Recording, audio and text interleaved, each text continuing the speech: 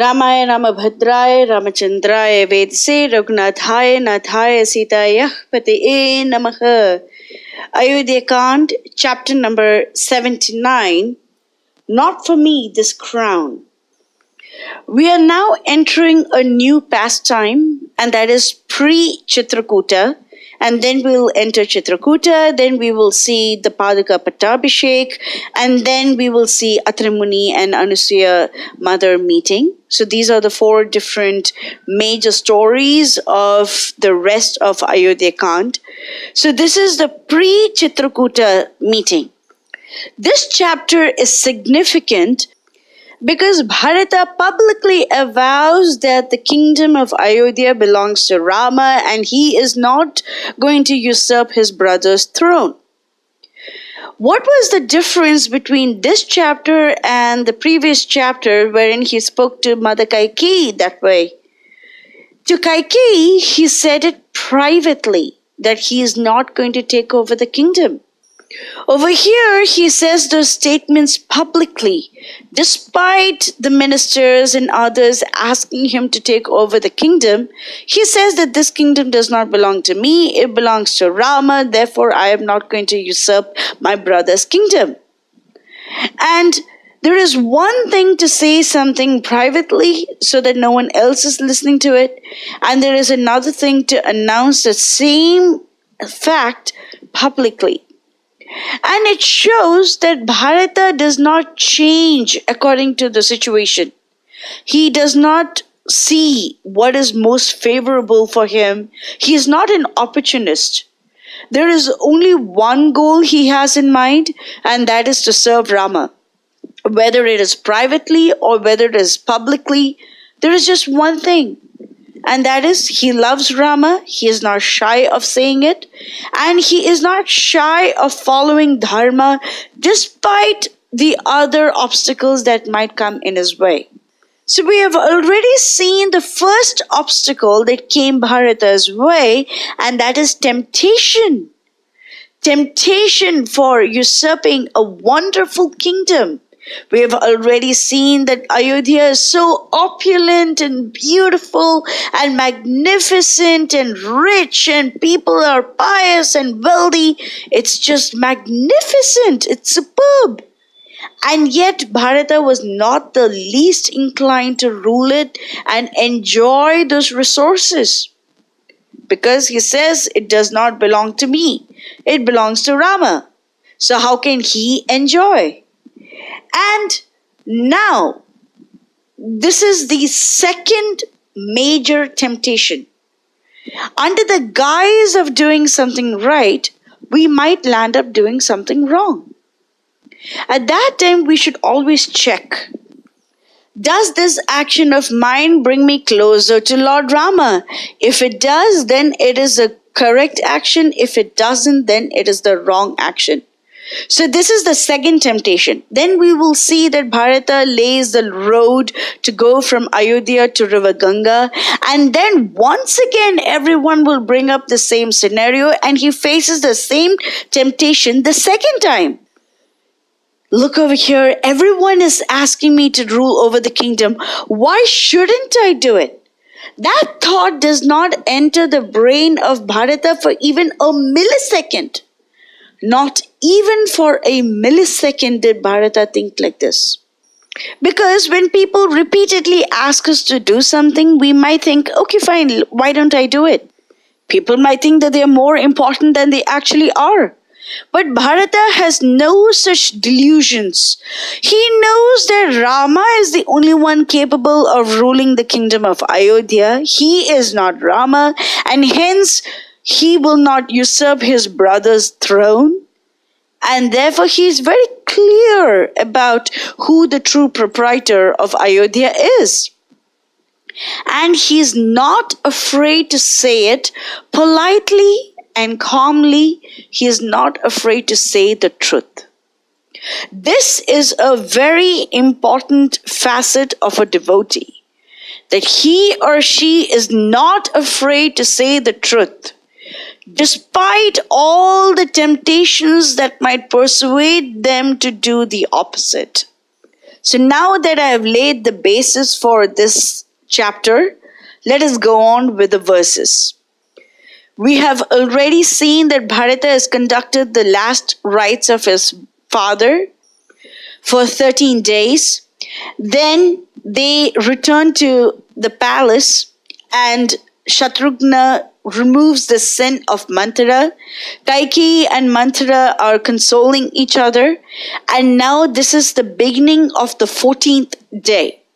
So it's very important that we keep track of all the days. That's why Valmiki has made it a point to mention what day it is at this moment. Verse 1. Tatah prabhat samye divase atha chaturdashe sametya raja kartar bharatam vakyam abruvan. On the 14th morning, the ministers, the generals, and the ecclesiastical dignitaries took counsel among themselves and said to Bharata. So the Raja Kartara are kingmakers, and they are generally the ministers, the army generals, and the ecclesiastical dignitaries. And that's why those are mentioned over there in the translation. And we have Chaturdashi, that means the 14th day. You have Ekadashi, means the 11th day. And this is Chaturdashi, that is the 14th day, after conducting the funeral rites of King Dashratha. So till now, the most important thing was to finish off the last rites of King Dashrath. Now that Bharata and Shatrughna have done that, the ministers and the priests and others decide that this is now the time to address the issue of a kingless kingdom and ask Bharata to occupy that throne. Verse 2. Gatah Dasharatha Svargam Yono Gurutara Guru Ramam Pravrajya Vai Jeshtam Lakshmanam Cha Mahabalam. His Majesty Dasharatha, our guide and ruler, has preferred his heavenly mansions to Ayodhya. Rama, his firstborn, and Lakshmana, the prince of mighty arms, have been sent into exile at the instigation of Kaikeyi. Here, Dashratha is referred to as Gurutara Guru. So that means highly venerable master. Guru does not just mean teacher. It also means role model. It means master. In Sundarakand, there is a particular phrase that Mata Sita says to the Rakshasis, Dinova Rajya Hinova Yome Bharata Some Guru. So he is my guide, he is my role model. So Rama, who is Dharmatma, is my guru. So how can I go against Dharma and marry someone else? It's not possible. So that's what Mother Sita was getting at. So guru is not just your spiritual master, your teacher. It can also mean a guide, a role model, or just plain master. And since Dashratha was known as a Raja Rishi, you can refer to the earlier chapters of Balakand for the description of King Dashratha, and you will see that one of the first descriptions is Raja Rishi. Since he was a Raja Rishi, very ascetic in nature, he was known as a spiritual master as well. That's why the term Guru is used by his former subjects. So he is Guru Tarah Guru, a very venerable master. And now that he has gone off to Svarga, we know that King Dashratha did not go to Ayodhya Dham, he went to Indraloka. And we are going to see why Rama makes sure that Dashratha goes to Indraloka rather than the spiritual Ayodhya Dham. We will see that in the later chapters of Yuddhakand, because he is not yet done teaching us through King Dashrath. And Rama is a Jeshta Putram, and Lakshmana is known as Mahabalam. He is extremely strong. Here the dignitaries are merely trying to get at the fact that This kingdom is now devoid of King Dashrath, of Rama and Lakshmana. Verse 3. Tvam adhya bhavo no raja rajaputra mahayashaha sangatya na aparadnoti rajyam etad anayakam. O illustrious prince, do assume kingship now. Incidentally, there has been yet no attack on this leaderless kingdom. The dignitaries are saying that although the kingdom of Ayodhya is bereft of its ruler, the hand of providence keeps away disconduct and sedition from this realm. And now they want Bharata to assume the lawful kingship, because currently he is the firstborn of the sons of King Dashratha. Rama, the actual firstborn, is not here at the moment. He is now in the forest. Therefore, Bharata is the oldest at this moment, and therefore the onus of accepting the kingdom falls squarely on Bharata's shoulders. You are saying that you are the next in the order of succession, and therefore you should now become the next king. Verse 4. Abhishekchanikam sarvam idam adaya raghava pratikshate tvam svajana shrenaya cha nripatmaja. O Prince, O Raghava, your subjects and guilds of traders, artisans, etc. have procured necessary materials for your consecration and they await you. Verse 5.